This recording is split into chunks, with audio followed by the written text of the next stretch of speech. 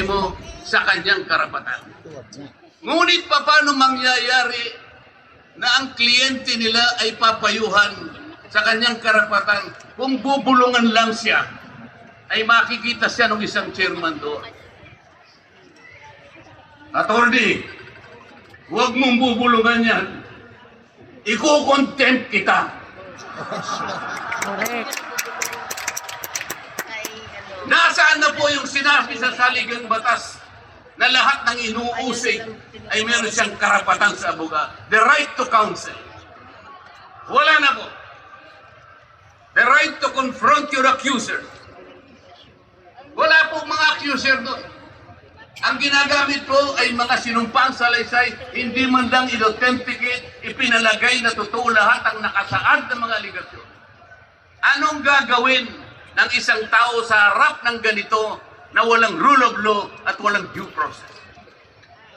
Ito po ang pinag-umpisahan ng kaguluhan at pagkakahatihan. Sa kagustuhan po nila na mausig ang dating Pangulo, ayaw po nilang pumunta sa korte, ayaw nilang pumunta sa piskal. Ano po ba ang sinasabi ng mga desisyon ng Korte Suprema?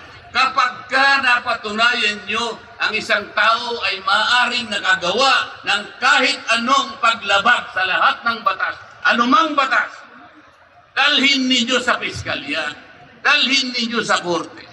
Yun ang tamang paraan. That is the rule of law. Ngunit bakit? Bakit kayong Quadcom ang gumagawa nito? Ang Quadcom ay hindi piskal. Ang Quadcom ay hindi korte. Nagkukunwa lang na korte. Yung mga chairman ng 4 na komite doon, wala ni isang abogado. Pero naalala ko yung isa doon, kamukha ni Attorney Agaton.